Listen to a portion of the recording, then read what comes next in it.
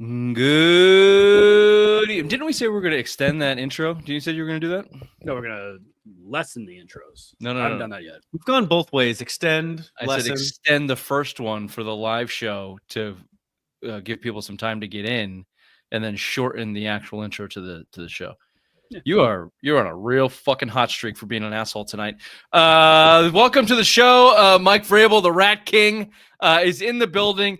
It not only is it the Rats. I asked this question: has Mike Vrabel finally realized that his roster blows? Did he have that realization over the last couple of weeks? Because he's got real cunty lately with the media and alike. So that just might be a realization he's come to. We'll discuss that on the show, of course. But as we always do, we're going to do some opening takes. We're going to start with Ray tonight. Get that out of the way. Ray, why don't you go ahead with your opening take? Thanks, Rich. This just came to light probably about 30 minutes ago. Oh, God. That's good. Basically, last week, Rich cried because I wanted to start the show 15 minutes early, but yet he had to put his kids to bed. When I looked at my phone at 8 o'clock, there's about 75 unread texts. Keep going with that. Mother jokes, saying that I'm getting upset because strangers are railing my mother. Keep going on and on. Rich, my question is to you, did you put your kids to bed early tonight? Because you were on a roll on the text exchange. Is there a this again? Before the show started, the idea of trying to wrap your head around Ray's brain, especially like whatever 500 miles away, is insane. Can you not comprehend the difference between having my phone in my hand and shitting on your mother while I'm putting my kid to sleep, as opposed to sitting down? Now I'm going to stop. In front of a fucking computer. I'm going to stop you there because you said that you needed. Right? Do you? You said that you needed to read them a story. So therefore, you can't make fun of my mother and make mother jokes and read a story at the same time. You're muted, idiot. Best thing by you, fucking Nazi. You can't say that. How do I unmute? I already unmuted you. Go. I didn't say shit about reading a story at all. Go ahead. Bring it up. Not once did that come up. You just make shit up in your own head and then think it's reality because you're so stupid. You fucking distance yourself from reality. You're either so sad or so dumb that you live in a fucking parallel universe to what is actually fucking happening. I could tell that your ha text when I said somebody put my kids to bed. Like, ooh, I got them tomorrow in my fucking world where the only thing that matters is my stupid fucking brain. Good God. This happened the other day too. I apologize. You're right. I do get triggered by just obtuse fucking stupidity triggers me. It makes me angry. And the every day this planet goes on, the number of those people increase. And I have to deal with fucking king among them at least every single day on the goddamn text exchange. And then once a week over the internet. So fucking kudos for me for not killing myself or somebody else this far into this goddamn thing. Well done. Jesus Christ, you bag of shit. I'll go with my opening take. I'll talk about the Red Sox, who somehow turned into not that big of a bag of shit. Although, and because I'm already on a roll here, what they did is they came one game away from a sweep. They blew the sweep. And you know who blew the sweep in the Bronx? Craig Breslow. You had the momentum. You got a game up in the wild card. You were going in there for the sweep. The Yankees were dead to rights, puking all over themselves, losing 12-1. And then who do you bring up? Your big deadline acquisition, big Dodgers boy, Dustin May, who gives up 5 earned runs in 4 innings, and you blow the 4th game, and everyone walks out of there happy because you got the 3 wins. I'm just here to tell you that's going to come up and sneak up and bite you in the ass right when you need it the most down here the stretch. Whether that be in the playoffs, whether that be losing home field advantage, somewhere along the line, Craig Breslow's inability to have a good deadline is going to catch up to him again this year. And I get it. No one's looking at it because they went 3-4 in New York and they got the lead in the wild card. But just keep that in mind. Just keep it in mind. Bobby, your opening take. Well, if the New England Patriots fail this year, it won't be because of Drake May, Mike Vrabel, the offensive line, McDaniels, or Robert Kraft, or even Ray's mother's ass. It won't be because of that. It'll be because of Elliott Wolf. Okay. This guy, take a look at the team. When we look at the 53, there is no depth on that team. And it's all because of all the moves he made last year. The worst take, the worst draft. They are terrible. They have some starters, but after that, then things get real thin real quick. it's going to be because of that guy. He blows. And the world goes round and round, Raymond. I've only been saying that for the last 6 months, whatever it might be. And don't worry, baby, you'll catch up to me soon, Ray. One of these days, you'll just come. Every once in a while, as a matter of fact, you come around and have the balls to say, you know what, Rich, you were right, and I'm sorry. I smell it. One of those days is coming up here soon. Oh, nope, that's just your mother's ass, too. Well, show rundown tonight. We are going to do a Patriots rundown, the latest on the Pats. We've got the cut day. What's today as we record, Tuesday the 26th. No real big surprises there. Really, the big surprise is who actually made this team. And to Bobby's point, they blow. We got a first power rankings of the season, which is perfect timing with Ray's stupidity sabotage ambush on me here in the opening takes. Can't wait to bash the hell out of those dumbass rankings. We've got a Red Sox segment. We'll get back to the blown sweep. We got a this or that with Chief Bobby is what I asked for, but I got 10 questions because no one respects me. We've got a spirit walk of truth that I thought was pretty interesting that probably you're going to get shit on for. And Simplest Minds of the Week. Welcome to the Simple Minds Sports Show, Friday Rewind live August 26th. Welcome to the show.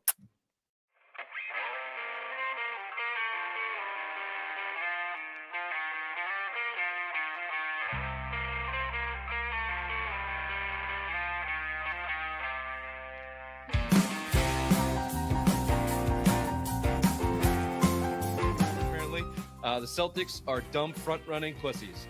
This is the same team they have been for 4 years running.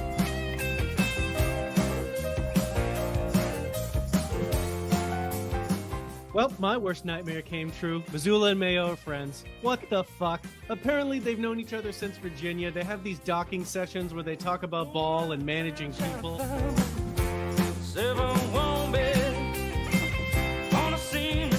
Vacation. I'm gonna quay all these. I'm gonna fucking watch them this week. Do you say quay?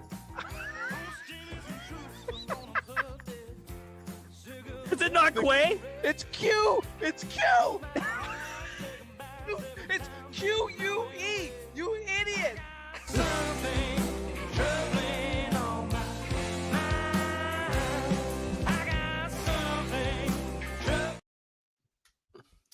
And welcome back.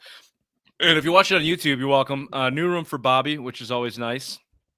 Ray, if you're listening on your favorite podcast platform, rate, subscribe, review. Tell your friends, as always, tell your mothers. Go to SimplesMindSports.com. Join the newsletter. It comes out every Friday. Get the latest blogs. Go to the latest pods.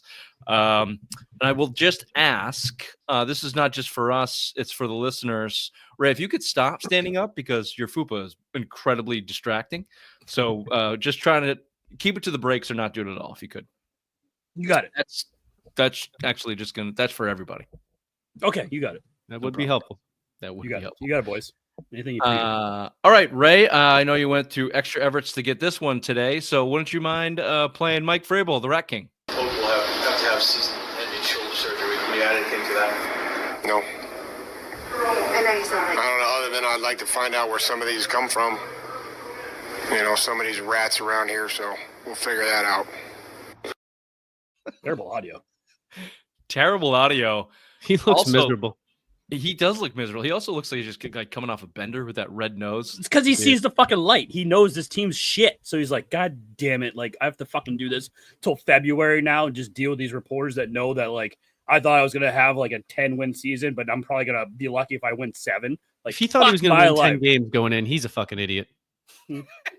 A lot of us were duped. Not me, but you guys, definitely. Maybe Vrabel was amongst that as well.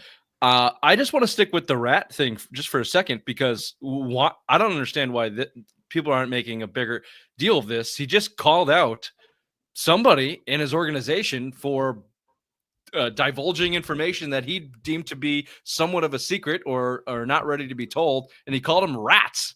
So we know that he got stuck with at least a portion of the front office that were not his guys. We know that the offensive coordinator was a little bit of a arranged marriage, and now he's out here saying we got rats in the building. Oof. Not a good look. Not before week 1, on the verge of what is probably at the core of this angst. He knows his team sucks, so maybe he's taking it out on whatever he believes to be rats or guys that he doesn't like or trust. So I guess the question I'd like to just get your opinion on who that might be. Ray, who do you think, if you were to guess, top 3 guesses, top 1, who do you think Mike Vrabel thinks the rat is? Jalen And who Polk. do you think the rat is? Jalen Polk. I think Jalen Polk came out to the media, told him that I had shoulder surgery. I'm going in for shoulder surgery. And I didn't think Mike Vrabel wanted that out there yet. I don't know why it's a big deal that Jalen Polk's getting shoulder surgery and won't be on the team for the rest of the season. But I think it was Polk, and he's pissed off that his players are talking to the media, and he doesn't like it. I'm going to go with Elliot Wolf. Go ahead, Bobby. Yeah, I would go with him. I think he has the most to gain for it. So instead of watching his 2nd-round pick get cut, he puts it out there that this is what happened, and they're stashing him on IR and making it seem like they kicked the problem down the street here, as we're going to discuss how shitty of a draft it was last year.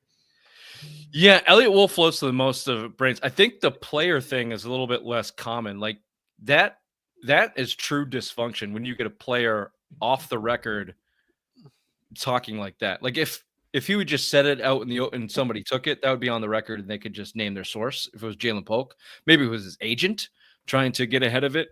Ooh, that'd be a good one. Yeah, maybe it's Jalen Polk or his agent talking, but yeah, that's the rat, I think. I mean, maybe that's the case, and that kind of lines up with that player who seems to just not understand anything and not get it. I think he's actually worthy of having any sort of an opinion. If you were to go the front office route, Elliot Wolf comes to top of mind because he's, on the podium.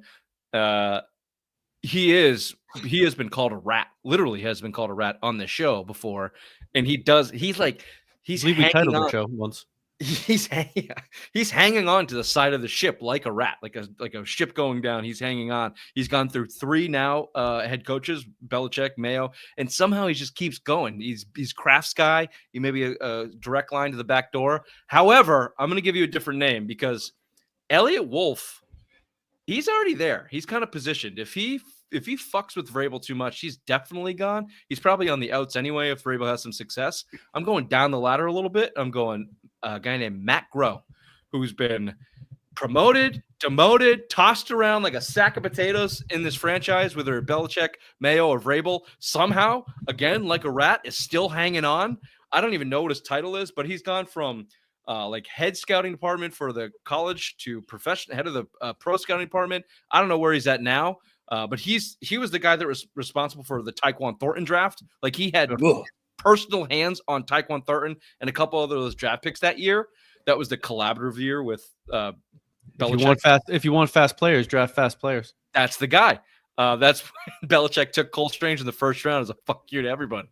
How'd that work out? He got cut today. So I'm going to go Matt Groh.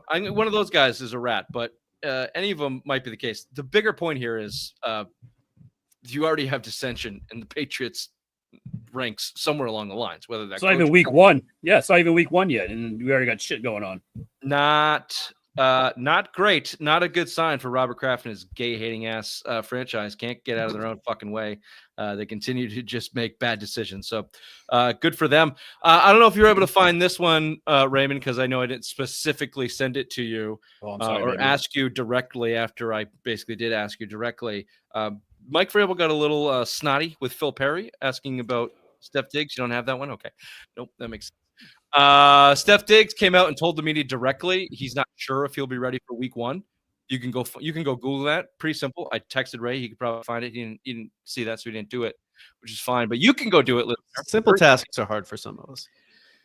Stephon Diggs says, I'm not sure I'm going to be ready for week 1. Phil Perry then goes, ask the head coach, hey, coach, Stephon Diggs says he's not going to be ready for week 1. What do you think?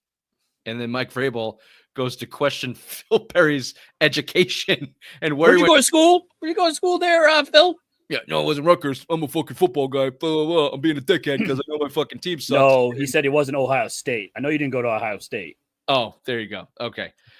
Either way, again, you've got a disconnect here between Diggs and Vrabel. Not the first time this year. Oh, wait, the year hasn't started yet? Mm-mm. This one won't be that big a deal. I'm sure Vrabel went and talked to Diggs. It was like, hey, what the fuck, man? You've been out here every day. Of course you're playing in week 1. Why are you playing coy? What's going on? Stop doing that. Shut up. But this Diggs thing's not going away. Like, he's going to be a problem all year. If they start to suck or he's not getting catches, here's another piece of evidence for that. And I guess I'll sum it up, Bobby. I'll stop talking. Doesn't seem like Vrabel has it as buttoned up as people think. It just seems like the I'm not saying it's a total disaster. It's certainly not last year. It's not Gerard Mayo's show, but it's not the tight ship. Like I heard Mego, whatever his name is, talking about on EEI, that Vrabel's in charge and he's got a hold of everything. No, he doesn't. Nope. No, he fucking doesn't. No chance. Thoughts on that? What's your concern level, I guess my question would be based on everything we just talked about. No, there is definitely some concern. It isn't like it was last year, but you're right. If you're looking, you'll see little things start to pop up, and his just general tone and demeanor. He looks like the coach that I don't want to use the term on a hot seat, but he looks really irritable. He doesn't look confident going into the season. It looks like he has some concerns. So I have some concerns. We'll see. I mean, obviously, we know the team's not great. We know they're going to be better than last year, and from a football standpoint, they're going to be a better product and be more prepared, but I think that he bit off more than he can chew right now. It's funny that you say that, dude, because like before, like training camp, like he would always like be coy with Karen Garesian, like, you know, like, oh, Karen, what do you got for me? Like all happy, go lucky. And then you just slowly see the decline. Now he's just angry. He's just like, fuck. Like it's almost like he sees the light at the table, end of the table, and like, fuck, like what did I get myself into? Like this probably wasn't the best idea for me to take my second coaching gig, go to this franchise who is just a dumpster fire right now, like behind the scenes. Like I think he knows. I mean, from his perspective, if he turns it, all he has to do is win more games than 4. If he wins 6-7 games and shows improvement, he's got it on track from like his career standpoint. But like this was probably a bigger job, a bigger rebuild than he thought. Yeah, I don't think it's the sky is falling. I think he came out of a bad week in Minnesota, a bad game against the Giants. He's got guys leaking stuff to the media, and it all, he got to a point where he snapped. Everyone has those days. Like you go look at the reports now. You know, he's out there, he's jovial, he's getting beat up by Max Hollins on the field. He's laughing and shit. So I think that's okay, and winning cures all. But yeah, if they get off to a bad start, or they're playing stupid football, or you have Diggs spouting off, you're gonna get irritable Vrabel. Wait till they go 1-3. Oh, God, Ray. I was just gonna say, wait till they go 1-3 and see how he acts. For them to have a good season is basically the Raiders game a must win. Beat the Raiders at home week 1. It feels that way if they're gonna have a successful season. And I'm just saying successful meaning like 8-9 wins, like a good, like we feel it. Like this is one of these games they got to win. No, I would just disagree. I think their schedule is soft enough for that not to be the case, and I think Vrabel's a good enough coach to get the team better as the season rolls on. I think from a public perspective and a PR, if they go out there and shit the bed against the Raiders, it's more of the same. Gerard Mayo won his first game. I mean, come on. Yeah, nothing's changed. Look at this roster. The eyeballs are already on it right now with cut day, which we're going to get to here in a second. From a PR standpoint and an overall morale, they got to win week 1, but no, to have a successful season, they've got more outs than that. Like you said, they can win 6 or 7 games, and it, depending on how it looks, it can be deemed a successful season. Speaking of shitty roster, let's just start with after cut day today, what last year's Elliott Wolf's draft class looks like, the 2024 Patriots. Of course, you had Drake May with the number 3 overall pick and the 3rd quarterback taken. Kind of a no-brainer there. Nobody gets credit. After that, Jalen Polk, Ray's rat, on season-ending IR with a shoulder injury, has 12 career catches. He wouldn't have been on the team either way, right? Let's just all be in agreement with that. Like he would have been cut. You would have cut him. The reason he's so high up on the potential rat list is because this is a very convenient IR designation for him. Oh, fuck yeah. You've got Caden Wallace, which is who somehow is still on the team for the Patriots as a backup bubble player. Let's see what they do here before the season in terms of who they sign. He very well may be cut. Layden Robinson, he was cut, waived early this week. Javon Baker somehow made the team as the 8th wide receiver they're carrying. We'll get into this depth chart for real quick after this, but no great shakes there. Javon Baker, who I think has 1 catch total in his career from last year. Marcellus Dial, another IR guy, but he was getting smoked all last year and early in camp this year. Clearly, you didn't watch game tape on that guy. Joe Milton traded to the Cowboys because Drake May's a pussy and he blows. Joe Milton then blows. Jaheim Bell, 7th round, steal of the draft. A lot of people said as the undersized tight end / running back / can't play in the NFL. He got cut. So out of 1, 2, 3, 4, 5, 6, 7, 8 draft picks, the Patriots currently roster 3, which would not surprise me. In under a month will be 1, and that is the starting quarterback who was drafted number 3 overall. To sum it up lightly, 2024 New England Patriots was an entire waste of time. Oh, yeah. Not one Thanks, Elliot Wolf. positive thing came out of last year. Not My one. liver hurt. Thanks you, Elliot Wolf. Thanks. A lot of sad beers. Mm-hmm. Okay, so here's the cut day. Oh, did I send that to you guys? The actual roster? No. It was in the text. Yeah, you got to click on that link, baby. Okay. NFL Cutdown Day recap. Patriots load up with 8 wide receivers. There it is. Let's see. What do you want me to go with? Quarterback? I got you, Richard. Oh, there it is. It's right in front of me. Oh, okay. Very beautiful. So here's your I'm just gonna go through the entire roster. Drake May and Josh Dobbs at quarterback, running back Antonio Gibson, Travion Henderson, Ramondre Stevenson, Hunter Henry, Austin Hooper, something named Jack Westover at tight end. This is where it gets funky. 8 wide receivers: Javon Baker, Kendrick Bourne, Bobby. Ugh. That's all you. Wait, that's all we get from that, Bobby? Fuck Kendrick Bourne. I mean, what are they doing? This guy sucks. I've seen a He lot. sucks. He doesn't know the routes. There you go. Fair enough. Kayshawn Boutte, the big one. Efton Chisholm makes the team. Probably the most deserving of the entire bunch for his preseason. Who's better, Stanley Morgan, Randy Moss, or Efton Chisholm? Efton Chisholm. Stephon Diggs. We'll see if he's ready for week 1 based on what he had to say. I don't know what school he went to. Demario Douglas, Matt Collins, and Kyle Williams. So 8 wide receivers there. Offensive line: Garrett Bradbury, Ben Brown, Marcus Bryant as your swing tackle, Will Campbell, Vidarian Lowe, Morgan Moses, Mike Nwenu, Caden Wallace, and Jared Wilson. Jared Wilson's going to be a Pro Bowl player. Yeah, Ray's hard on Jared Wilson. Big time. So again, we've chronicled the lack of depth on this team, offensive line being one of them. Any of your tackle, Will Campbell or Moses Malone goes down, Vidarian Lowe and Marcus Bryant are your answers. So, did you hear also the report today that the Patriots are so their depth is so big over on the tackle side for the offense that they're looking at trading Vidarian Lowe? Their depth is so. You mean they have so much depth? So much depth. I'm sorry, they have so much depth at tackle that they're looking to trade Vidarian Lowe. I saw the report that they put Vidarian Lowe and DeMontre Jacobs on the trade block. To which I giggled and said, "Good luck. No one's going to give you a bag of dicks for either one of those players." Jacobs ended up getting cut. Vidarian Lowe will remain on the team. Yeah, no surprise. They need tackle help, but so do a lot of NFL teams. Let's just hope Will Campbell stays healthy and is good. Defensive line: you got Christian Barmore, Joshua Farmer, Jeremy Farms, Kyrus Tonga, Keon White, and Milton Williams. Probably one of your stronger position groups for sure. If Milton Williams can actually perform. Linebackers, this one's interesting. Calavion Chason. Yep. Nailed it. Yep. Christian Ellis, starter. Jack Gibbons, slow. Anthony Jennings on the trade block. Harold Landry, old. Marte Mapu, small. Elijah Ponder, and Robert Spillane, the only legitimate all pro, baby. All pro.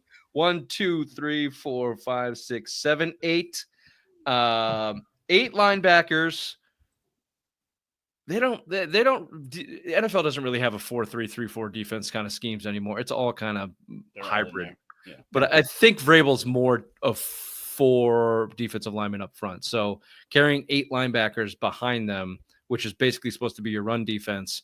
I don't know. We'll see how it works out. Do you know what that tells me? Let me just finish this roster and I'll give you my thought on that. So at cornerback, they're only keeping 5 as of now. Alex Austin, Carlton Davis, Christian Gonzalez, DJ James, who's probably one of the higher points at camp, and Marcus Jones. Whoops. So 5 cornerbacks, 2 of which are your starters, 2 of which have are not probably played hurt. in the preseason. Yeah. Okay. God bless. At safety, Kyle Duggar, who they're actively trying to trade. Jalen Hawkins, who can't get on the field. Jabril Peppers, who does cocaine and beats people. Allegedly, he beat that, so that's not fair. He beat the charge. He beat the charge. He beats people on the field now. What's up? Del Pettis, Bendon Schooler, who loves Jesus and tackles people on kickoffs. And Craig Woodson, the savior of free safety for the Patriots. He could be the defensive rookie of the year. And then at kicker, Andres Borregales. Arolas Borealis there. He beat out the other guy at kicker who a lot of people thought Romo, who a lot of people thought they couldn't. So we'll see how and that then the works name out. that you're going to hear a lot this year, Bryce Behringer, because he's going to be punting the ball an awful lot for the Patriots this year. That's no different from a lot of years past.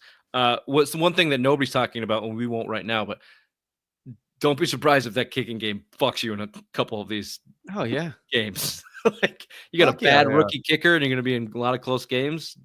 We're going to be talking about this Borealis kid, I think, very often in the season. Yeah, but he has no racist tattoos.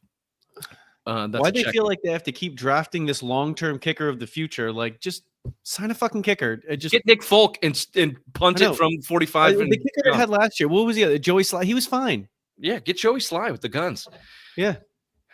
Can I just finish this thought? So at linebacker, you're carrying 8 guys. At wide receiver, you're carrying 8 guys. Neither of which in those positions. So you've got Steph Diggs, who clearly has success in his career, but question mark because of his age and injury. Robert Spillane, who's been good for the league, but not necessarily what you would call an all pro, and is getting up there in age too. And everything beyond those 2 guys at each respective position, frankly, could be interchangeable depending on how they're performing, who they're playing, what their status is. It just tells me the 2 positions that they kept the most players at, they have no solidified talent or very little solidified talent, and they're going to throw as much of it against the wall and see what sticks in the first month of the season, and then they'll reshape their roster within the next, I guess, 6 weeks before the season starts here. Does that track? You know what I'm saying? Yep. Yeah. They're definitely doing that at receiver. That's 100% obvious. I think with the linebackers, I mean, some of those linebackers are actually defensive linemen. Like they play edge. So it's a little deceiving, but they're definitely doing that at receiver. Yep. Yeah. Well, either way, Mike Vrabel's getting cunty with kids because he knows his roster blows. Mm-hmm. And they had chances to improve it. However, Terry McLaurin stayed with the Commanders. 3 years, $96 million. He was never leaving. Hendrickson stays with the Bengals. That was a pipe dream. And now the latest in the fantasy shorts of Patriots fans, Jacoby Myers requesting a trade. So, of course, he's coming back to New England in a one-on-one spot for Duggar. Sure. Can't wait for that to happen. I saw our 4th round has to be a 4th round pick has to be involved in that. He had 87 catches over 1,000 yards and like 8 touchdowns last year. He's no bum. With fucking, who was the quarterback? Aiden O'Connell. Aiden O'Connell. He would immediately be your second best wide receiver. If Probably Stephon Diggs still has a knee and can play. Probably the first. He might, if he came, maybe he leads the team in catches. Yep. Because of the position he plays in the offense. Absolutely attempt to trade for him. They won't. He'll sign with the Raiders. Yep. All right. There you go. There's your Patriots update. We're going to get a Dr. Big Mac's power rankings right after this.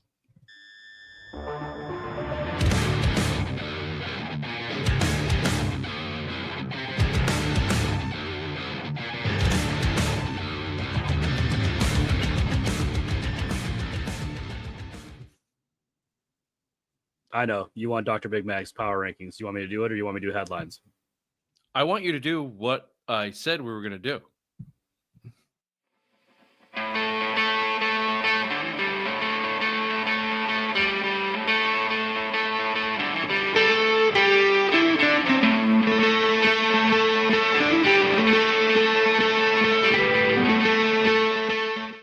That was my fault, Rich. You're right. It's okay. It's not your top stuff today. Everyone has bad days. We're doing this on Tuesday. We're doing it on Thursday. Everyone's a little out of whack. Everyone's banging my mom.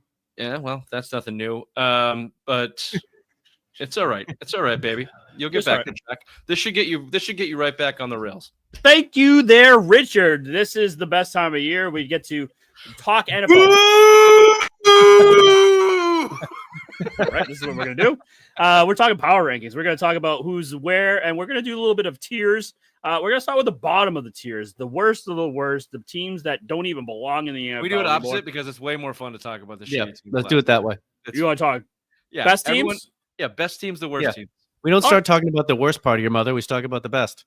Yeah. All right. Let's top of the echelon, the top echelon of the NFL. Number one, you got to go Philadelphia Eagles. They are the defending Super Bowl champions, so they belong in the top echelon.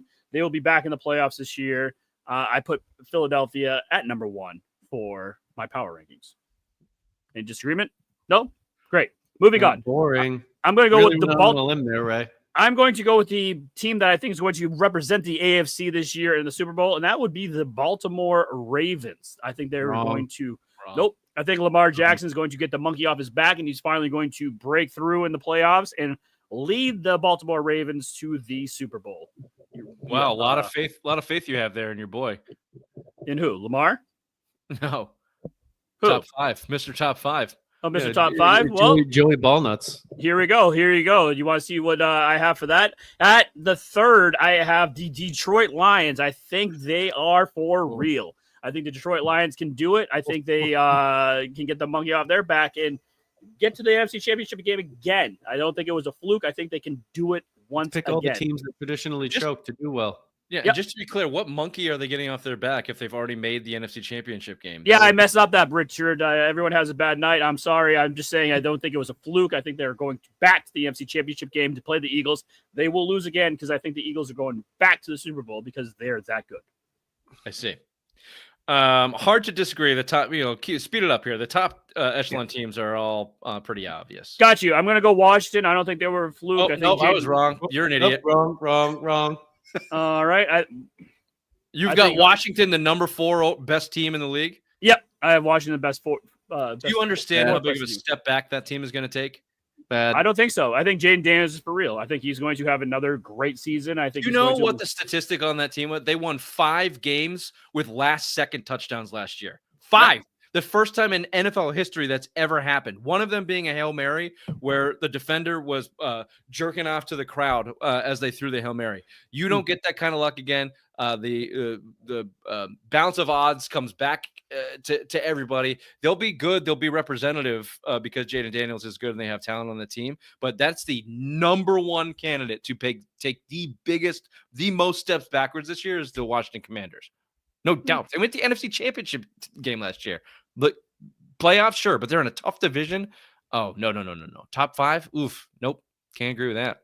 All right. Well, I'm also going to put one more team in there, and I think they're going to be in the AFC Championship game, and that is the Buffalo Bills. Not a lot of faith in Joey top 5. Joey top 5, he is a top 5 quarterback, but I don't think his team as a whole. If he was a top quarterback thing, power rankings, yeah. If he was a top 5 quarterback, his team would be more representative. He's got the best receiver in the league. Why wouldn't he be in the top 5? Because his defense blows. So what was that? 5 teams I gave you? 1, 2, 3, 4, 5. Yep. So let's go to the next tier. And starting us off is Joe Burrow and the Cincinnati Bengals. They're on the Cups. I think they're going to be a good playoff team, but they're not going to be able to make it to the AFC Championship game. Probably going to get injured again because he's a pussy. Nope, because I took him in my fantasy league. No one cares, loser. And he's going to be great. So don't worry about it. Because you have him and Chase in your fantasy league. Slow starter, too, which is probably bad for your league. So you're probably going to go for 1, maybe over 2. They're going to stink. Yeah. Speaking of shockers here, I'm going with the Denver Broncos as the next team. Ooh, things are getting weird. Nope, Rich was right. Bo Nix is for real. I think that he is going to be the best quarterback out of his draft class. Nope, maybe not. Jaden Daniels will. Second best quarterback in his draft class. Bo Nix will be. This guy know that Drake May was drafted last year? Jesus Christ. Look, the Denver Broncos are everybody's darling. Sean Payton out there that's why, because they have a good coach. Propping up the rookie, real tough division. Sean Payton is a pretty good coach, especially when he has talent. Bo Nix. Bo knows. Bo knows. Rich knows. If the Patriots fuck it up this year. if the Patriots were in a position where they had a Joe Alt, where they could have taken him at 3, gotten back up, and taken a Bo Nix at 17 or wherever he went, been amazing. That would have been the play I would, because I think Bo Nix is going to be a regular professional quarterback. I don't know if he'll be the best. I don't know if he'll be a game changer, but he's very accurate. He knows how to obviously read a system, and he's got balls. He's got moxie. Yeah, he's a great coach. I think the division's too hard, and I don't think he's good enough to be climbing up that long. Although the league's down. There's a lot of fucking shit teams here. I think they're going to be the best team in the AFC West this year. Wrong. That is incorrect. All right. Well, speaking of incorrect, the next I have the Green Bay Packers. Speaking of tough divisions, but they do have a great home field advantage, and I think Jordan Love he finally got a wide receiver. The Packers finally drafted the wide receiver, so they're helping this kid out. Something that New England didn't do with anyone drafting over there for a wide receiver. So yeah, Jordan Love. I don't mind the Packers. I don't mind the Packers. Sure. There. Top 10. Boring. Snooze of a pick. Snooze of a pick. All right. Thanks, Bobby. Next, I have CJ Stroud and the Houston Texans. Oh, terrible. Really? Why? Go on, Bobby. Why would that be a terrible pick? This isn't my power. I'm just critiquing. This is yours. We want your opinion. I mean, we're talking Don't turn about it on me, you asshole. Well, we're talking about terrible teams in the AFC South. I mean, who's going to beat that team? They're just going to run rampant in the South. They're going to do what AFC South teams do, and they're going to underperform. They're going to blow. It's going to be terrible football. They're going to get bullied by a real football team when it matters. No, don't disagree with that. For some reason, no statistics whatsoever. I feel like CJ Stroud is going to have a better season this year. There's no real thought process behind that. I do like the shitty division angle, though.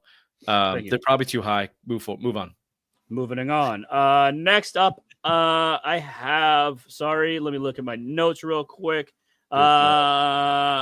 Another shocker I have for you: the Pittsburgh Steelers. I think Aaron Rodgers. No, yep. You bastard! You're trolling right now. You don't. No, I think they're going to be a wild card team. Don't anybody listen to this? Nope, they're going to be a wild card team along with the Bengals and make the playoffs. I think Aaron Rodgers. They got a lot of. We did a segment before where you specifically agreed that this was the year they were going to end the streak. Nope, I think they're going to be 9-8. I think they're going to be 9-8 this year and still make the playoffs. Fucking bastard. Okay, can I talk to you real quick? And I don't want to go through all 32 like this. I have not heard the Chiefs. I haven't heard the Bucks. I haven't heard the Vikings. I haven't heard the 49ers, and I haven't heard the Chargers. All teams. Can I ask you why do you think you're going to hear the Vikings, who have JJ McCarthy, the Vikings, who have been perennial division winners or competing for the division, now have JJ McCarthy? Richard. I believe in their head coach, and I believe they did it with Sam Darnold. They did it with fucking Josh Dobbs. So I don't believe in JJ McCarthy as an all-world quarterback, but I believe in that offense, and I believe in Justin Jefferson. So you want to who did you just say? What was the last team you just? The Pittsburgh Steelers? Yeah, give me the Vikings over the Steelers all fucking day, all day. Kansas City Chiefs? Sure. I know Here's my bold prediction. Patrick Mahomes is getting hurt. Patrick Mahomes is getting hurt this year, and that team is going to fall so hard. Where do you have the Chiefs ranked? Just tell us where the Chiefs are. Out of 32 teams, I have them at 27. This has been where are the Patriots? This has been Ray's predictions for the Chiefs since out of 32 teams. I have the Patriots at 28. One behind the Chiefs. One behind the Chiefs. Okay. Mm-hmm. You have the Patriots at 28. Yep. Who are the teams below the Patriots? I have the Cleveland Browns, the New York Giants, the Tennessee Titans, and the Indianapolis Colts. So you think the Jets are going to be better than the Patriots? Yep. Wrong.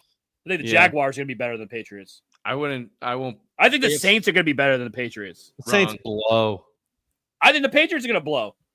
No, you are a tide. You're a constant tide. You're just a full moon tide. You go way too far out, way too far in. They're going to be fine. 6 or 7 wins does not make you the bottom lunar asshole. Worst players. Yeah, you're a lunar asshole. That's what you are. You're an absolute lunar asshole. Can I ask you a question? Let's get T-shirts. Can I ask you a real quick question? No. Is this called Rich and Bobby's Power Rankings, or is this called Dr. Big Mac's Power Rankings? We didn't say one specific power ranking. All we did was shit on yours. Oh, that's right. Very good. Sorry, apologies. This is what the segment calls for. And I think we did an adequate job of it this year to start the season. This will be back when needed. Dr. Big Mac's Power Rankings. Thank you for doing the work. Somewhere in the middle there, you lost us. And at the end, we've totally jumped off ship. So let's throw it over to headlines with the obvious one.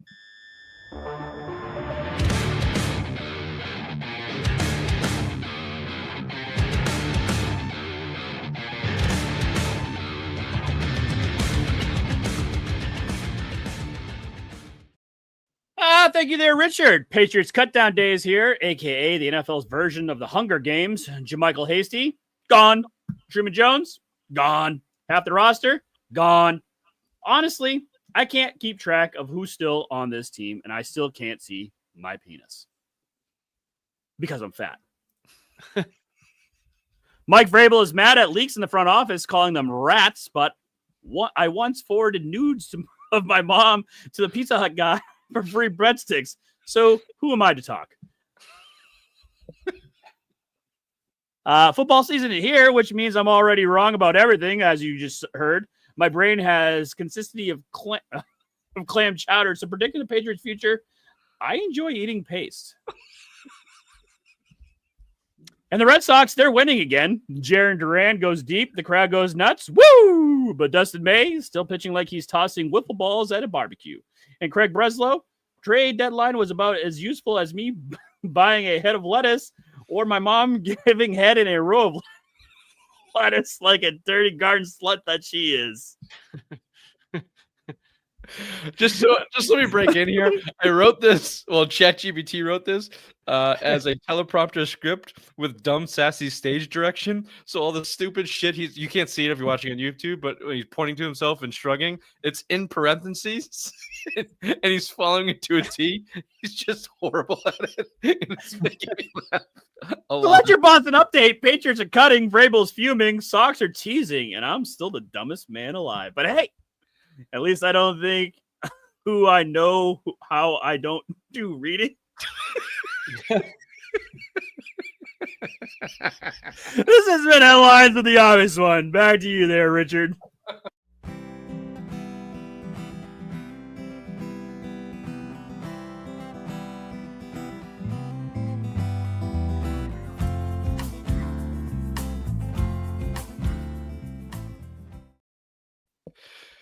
But hey, at least I don't think who I know how I don't do reading. Well done, Raymond. Thank you. Red Sox blow the sweep in New York. They take 3 out of 4 in New York. They come back win against the Orioles on Monday.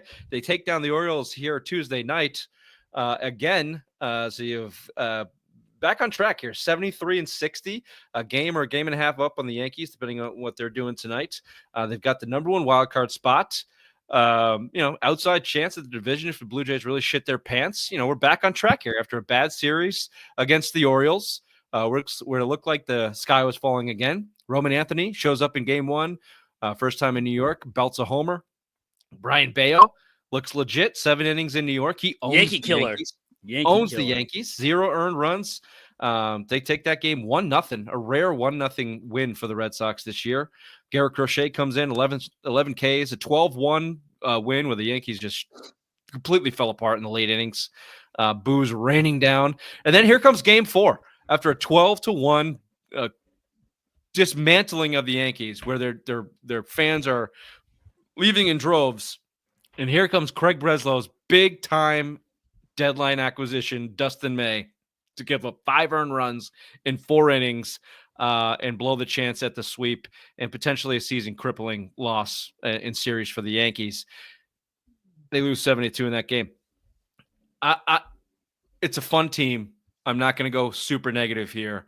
I'm just here to tell you, like I did in the opening take, Craig Breslow's inability to perform at the deadline or it is going to come back and haunt them. They needed help pitching in the bullpen and in the front, in the starting rotation. There were opportunities to get those players, and whether for budgetary constraints from ownership, but more likely because Craig Breslow's computers didn't like the deal, or Craig Breslow didn't have the actual human capacity to get on the phone and make a deal like you're supposed to be able to do as a general manager in a negotiation. They ended up with Dodgers fodder and something named Matz as a lefty in the bullpen, and that's it. So now they rely on guys coming off injury like they've done in the past. Guy like Justin Slayton, who's been a consistent setup guy for them, had a nice outing in AAA. They rely on him coming off injury. They rely on September call-ups. Their number 1 prospect, Peyton Tolley, looked good in his last AAA outing. They'll look for them. They've moved Walker Buehler and his $20 million shitbag ass to the bullpen. He still blows out there. Wow. They moved him to the bullpen. They went to their first game against the Orioles on Monday. They went to an opener, and that didn't work for him. They had several pitchers start the game for him. That didn't work. So they're just buying their time to get Peyton Tolley up here and put him into the rotation. Is he one of those guys though? If they make the playoffs, can he play in the playoffs? No. Gotcha. Nope. If they call him up after September, and they could call him up right now. If they thought he'll probably fuck up with his contract and his years and blah. That's service time, baby, and that's going to eat into his 6 years of service time, and they can't have that. But if Peyton Tolley could legitimately be a spot starter here, and they throw him in the bullpen, and he'd be a difference maker in the playoffs, like every single Red Sox World Series championship team has done. Generally, it's been in the lineup. A guy like Jacoby Ellsbury, Rafael Devers in 2018 was not an everyday player, but he came in and pinch hit. Who? Rafael Devers, yeah. The worst record in baseball since that trade, the San Francisco Giants. Weird. Every championship team, and I have to go back and see 2004. Who was the young kid in 2004? Anyway, so they've always had a guy like that. Peyton Tolley would be a perfect late season call up that they could put on the playoff roster here before September 1st, I think it is. And he may be able to give them that spark either in the lineup or in the bullpen that they desperately need. They won't do it. They will not do it. They will money.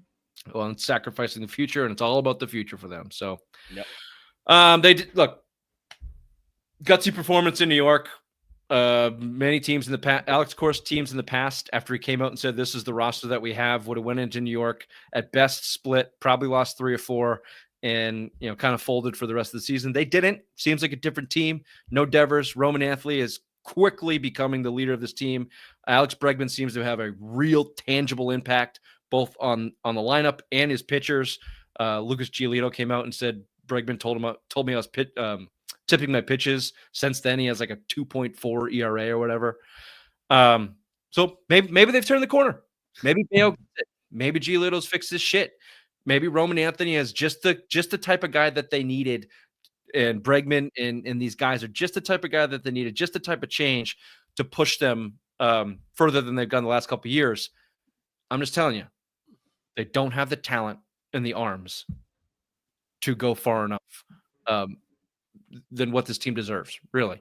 If Breslow made a push and actually got a Joe Ryan or someone with validity there to put in the starting rotation or the bullpen or both, really ideally both, you would legitimately be talking about World Series contenders, because in baseball anything can happen. I just don't think they have it yet. They don't have it, and that's the way they think about it, right?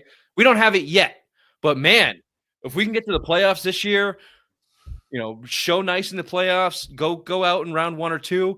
That's a real nice stepping stone to the next season. Well, that's not how professional sports work, specifically in baseball.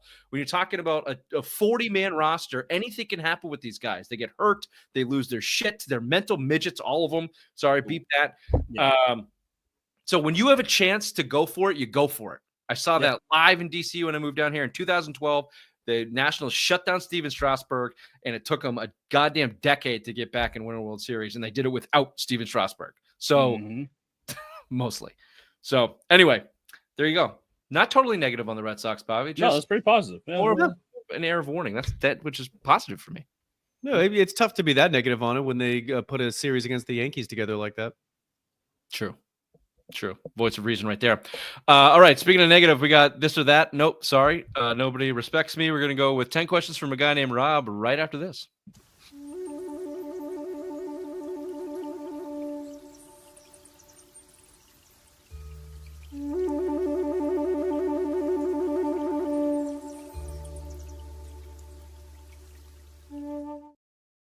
It's the same general idea. You're asked a question, you give an answer. True that. Mike Vrabel will be a success this year if what happens? Drake May's good. Drake May holds the cards for the Patriots. If he's good, they'll be a success. If he's not good, they're going to blow. I think success has a wide range for the New England Patriots this season. Success could come in the form of as low as 6 wins, depending on what it looks like. But overall, yes. Drake May is the answer. If Drake May is good, they're looking at 9 or 10 wins. If he's not good, and it's just Vrabel and his defense and McDaniels finding a way to get Travion Henderson the ball, it could still be successful, but it's not going to feel good. If Drake May doesn't look good, it's not going to feel good. Nope. It'll be a success if they just teach Drake May to play within himself and knock the bonehead out of him. If they knock the bonehead out of him and just teach him how to take the easy money, it's a success. But I'm with you. That's probably their number one goal in his development. A dual Michael Jordan, Kobe Bryant card sold for a record $12.9 million. This had like both their pictures on it. They each signed it. Didn't have their pictures. It did not have their pictures. It had their like likenesses or whatever. It had their NBA jerseys. All right, whatever. So this is my point, nerd. Our sports collectors nerds, you know all about the card. Yeah, you're a fucking nerd, Ray. It's just a hobby, man. I mean, yeah, it's coming back. It's one of the most expensive hobbies. Once again, like when we were kids in the early 90s, when kids were buying baseball cards, football cards and stuff. Now it's like licensed. Fanatics owns it. Panini's a big one. So yeah, it is a big fucking thing. This is going to come off as like either cunt. I don't know. Yeah, cunty or hippie or whatever. If you value anything materialistic that much, I think you're a loser. Figure something else out. Go fucking experience something. Wow. Do you want to pay $12 million for a fucking card? Even like people that like I can like cars, okay. Like someone made that. Like there's mechanics there. I don't know how a car works. Someone had to do that. You can drive it. You can drive it. You can do something with it. It's tangible. You respect bone-raised mom in the back seat. Yeah. Fucking 96 Mustang. Bang, bang. But like stupid art, you know, the banana art people with the taped banana, and I never get art. I've never gotten art. I get it. I'll enjoy it and respect it, and that's what you do, but I'm not going to pay money for it. Nuts. This was signed by Kobe Bryant and Michael Jordan. And I don't give a shit. What is that going to do for me? What is that going to do for me? Yeah, I don't care about the signatures. Kobe's dead. I don't do the starstruck thing. I've never gotten a signature. I don't wear people's jerseys, which Ray hates. I don't even get pictures. Just like signed O.J. Simpson, baby. Yeah. Most of them are not great people. They're just really fucking big and fast. Ricky Williams. Yeah. He smokes a lot of weed. I take it back. He's amazing. He's great. Should the Patriots look to upgrade at backup quarterback after a shaky preseason by Josh Dobbs? Yes. 100%. Yes. You know what? This has been a little bit of. He's going to get knocked out a game or two. True that. This has been. I need to say stop saying true that in the show. No, keep it going. That's your new thing. Clearly, he spent some time in the hood this week because he's letting it out. True that. The people need to get out of. This is part of the Brady. This is part of the post Brady thing. Brady never missed a game. It was always Brady. You didn't need a backup quarterback. That's not the NFL. That is not the NFL.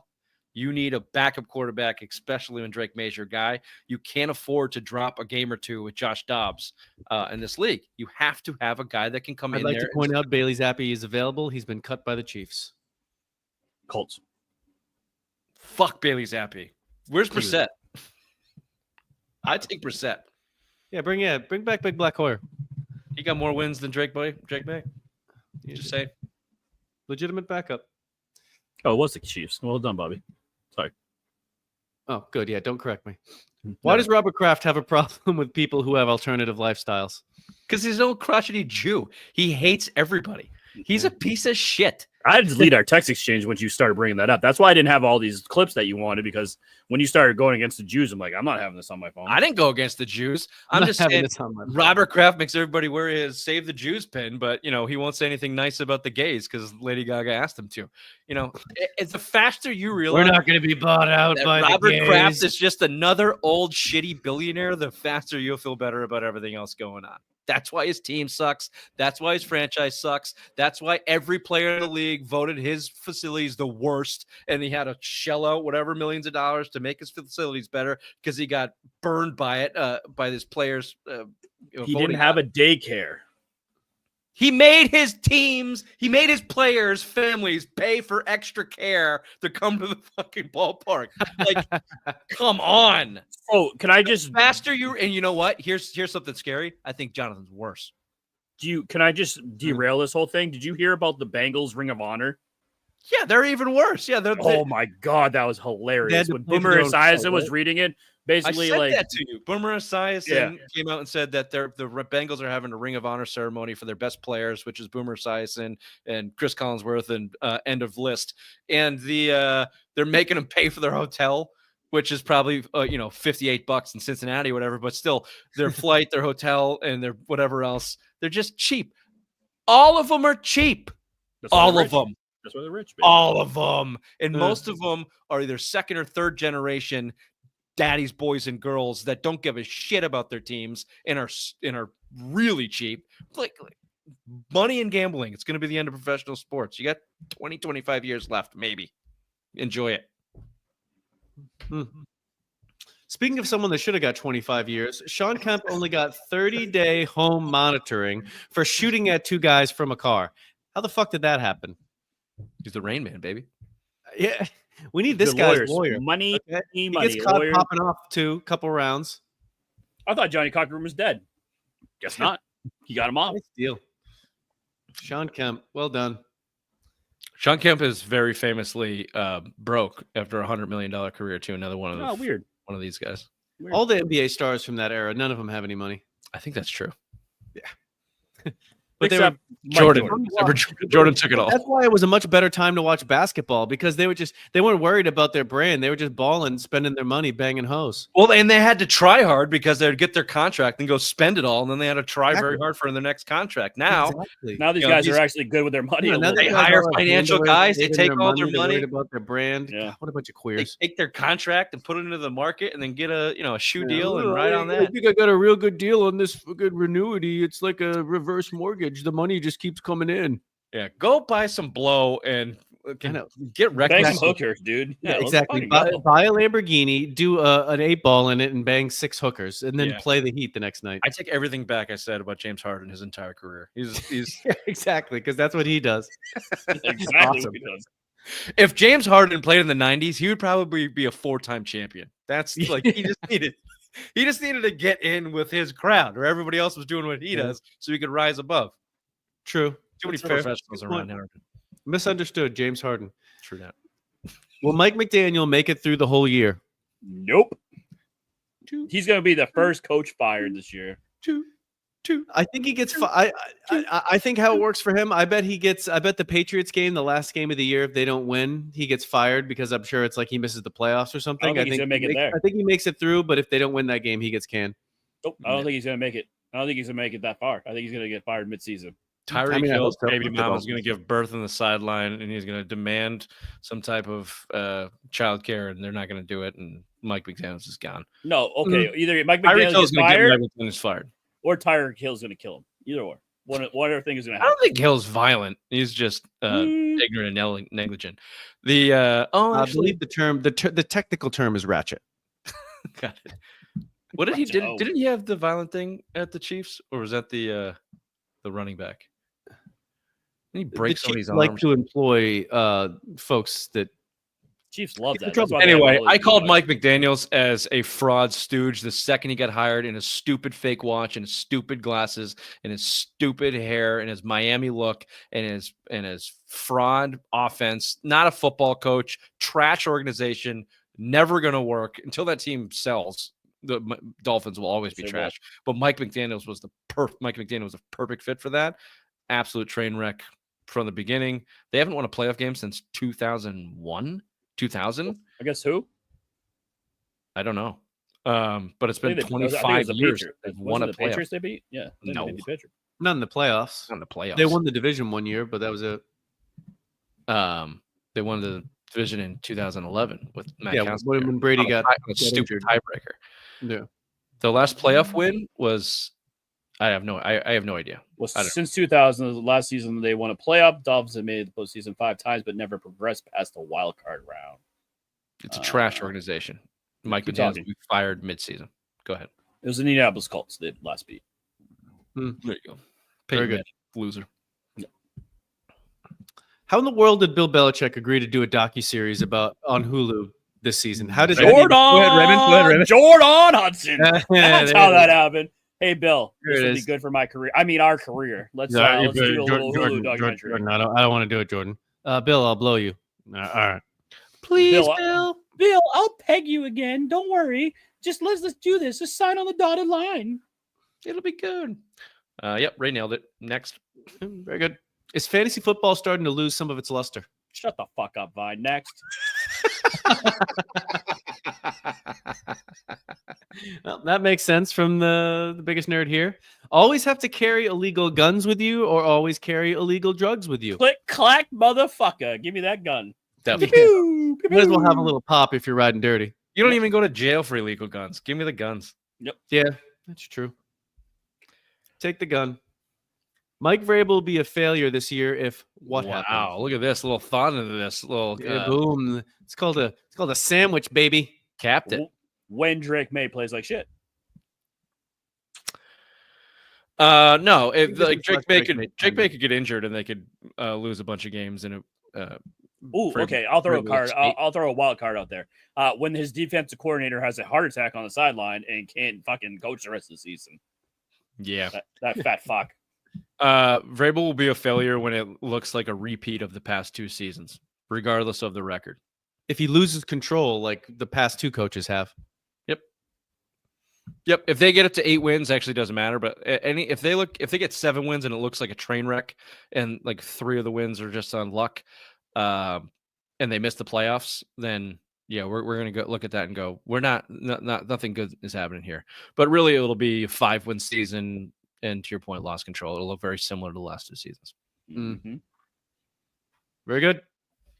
Very good. We'll be right back with a special edition of Spirit Walk of Truth.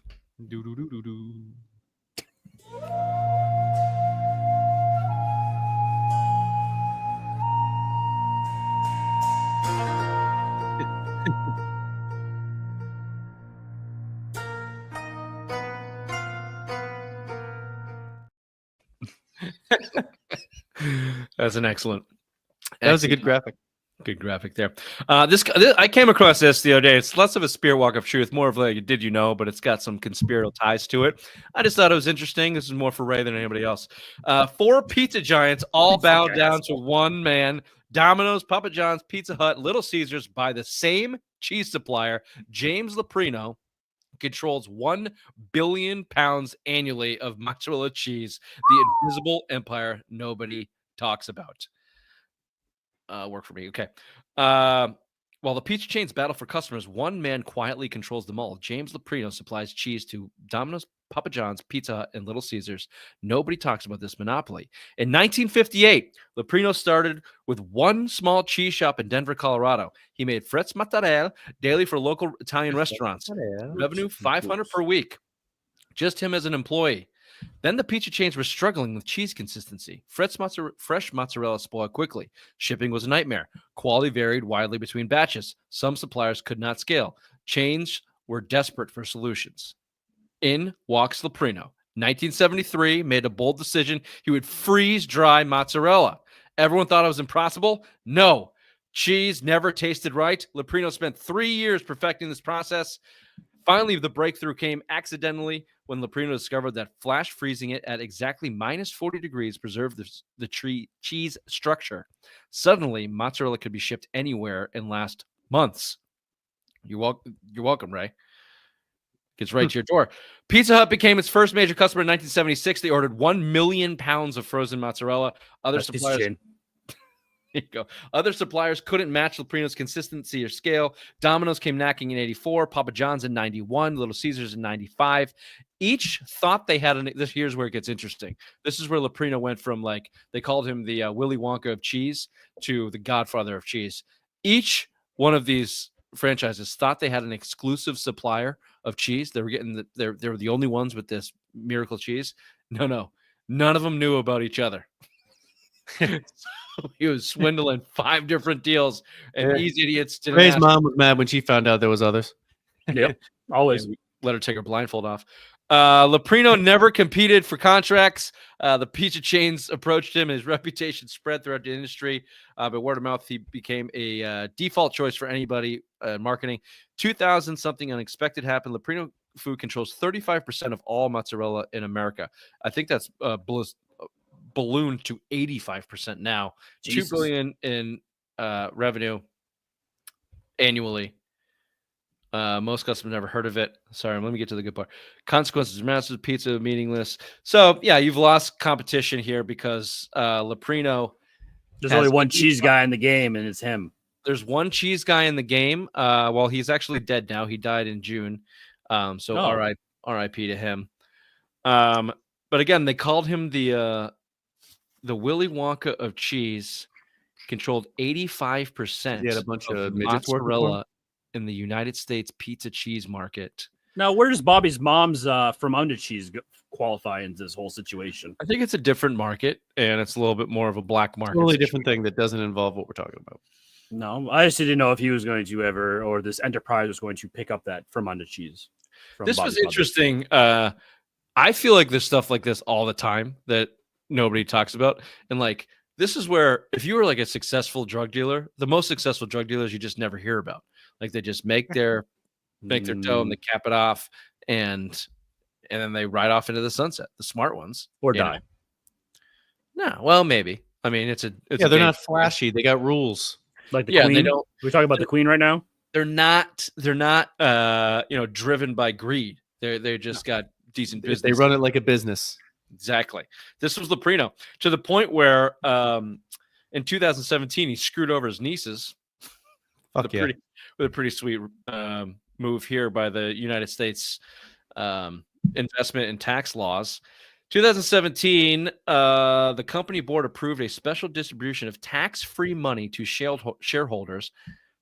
The only shareholders were Leprino and his daughters. They owned 75% of the company. The other ones were the three nieces. Nice. Shareholders.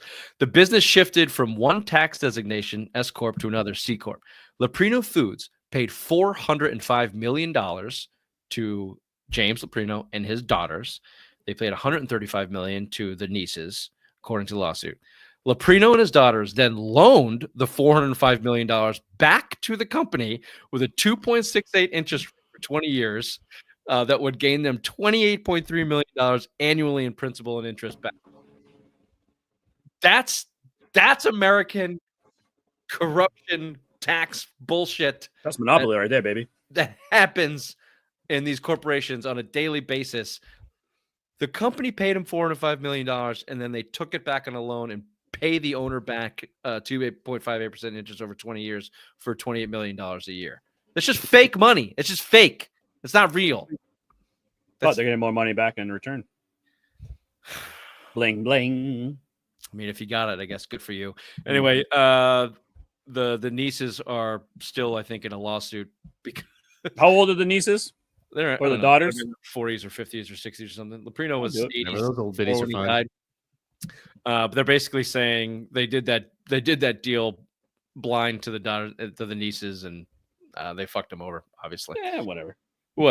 So there you go. There's a little Spirit Wonka truth. You didn't know about the Willy Wonka of cheese in America. Now you do. James Leprino, just dominating the mozzarella cheese market in the pizza. Ooh, one of the Next daughters. time I eat Pizza Hut, I'll think of him. One of the daughters. There you go. Beautiful Italiano. Mm-hmm. Worth $28.5 million a year. So if you hop on that gravy train, good for you. And all the mozzarella you can eat. Just like a Wednesday at Bobby Mom's. Bobby's mom. Bobby mom. Bobby mom. We'll be right back with Simless Minds. Oh, back to school to prove to Dad that I'm not a fool. I will say, I don't know if you can tell by looking at me, I do have family members with Down syndrome. It almost got me. I dodged it, but it nicked me. Bit of a day walker myself. Are you stupid or something? I'm as stupid as stupid does. All right, got a couple here. We're going to start with the big news of the day. the big engagement. Seen a lot of these, but they look so happy. They look so happy. He looks happy because he's rich now, bitch. He was already rich. He was No, doing he's richer now. I like the memes that Taylor's now got more rings than Burrow, Allen, and Lamar Jackson combined. So that's nice. It's a nice burn. I don't like that. I don't like that one bit. I didn't like that. Yeah, you're a big Burrow guy. I have very little opinion on this. I don't give a fuck. Yeah, whatever. Well, you think it'll affect the Chiefs? Clearly, you have them as the 27th worst team in the league this year. No, right? I think Patrick Mahomes. He blew last year. He's not going to get better. He might. Love might propel him. He's 36 or 37, Travis Kelce. Well, he's clearly got other interests at this point. There's no way he's focused on football when he's engaged to Taylor Swift. Yeah. He might. We just wanted to take that and say congratulations to the happy couple. Yep. Yeah, congrats. We believe in this is more up our speed. This guy nailed it. Don't do it, Papa. I never hear you. Papa. It's okay.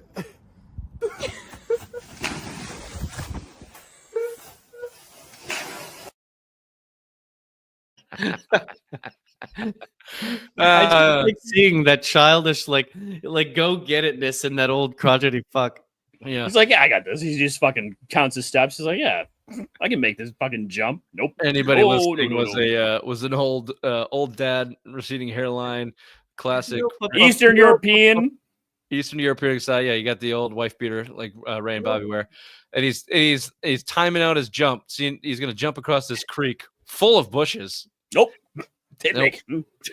Fell directly into the right into the mud. Right into the mud. That's a good old laugh track right there. Oh yeah. This one I found interesting. I don't think it's a video. Yes, it is. All right, fair enough.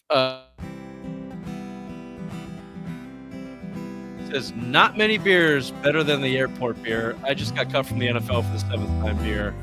Ben DiNucci. Ben DiNucci is having a nice airport beer because he got cut from the Falcons. Never heard of him before. I just thought, what a sentiment. He's sitting at some airport ready to get on some commercial flight.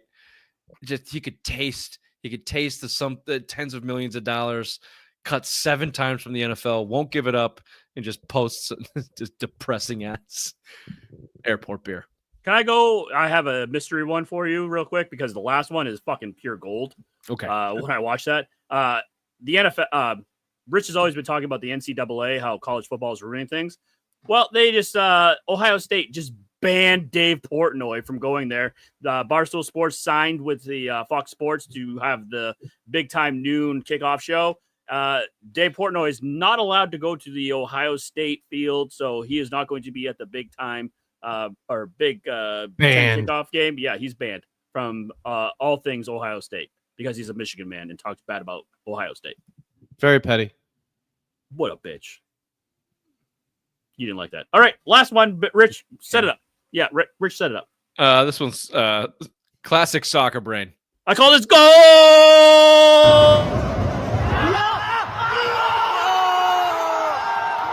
We've got a goal in soccer. The player leaps over one extension, and he's dead. He go! Where'd he go? 8-foot drop. It's an 8-foot drop. He disappeared. It's only 8 feet. That's what it said on there. Yeah, 8-foot drop. I was hoping it was like a moat. It was like I wish you didn't tell me that. 8 feet's not bad. You probably got it. It was 25 feet. Yeah, he's dead. Yeah, he's dead. He's gone.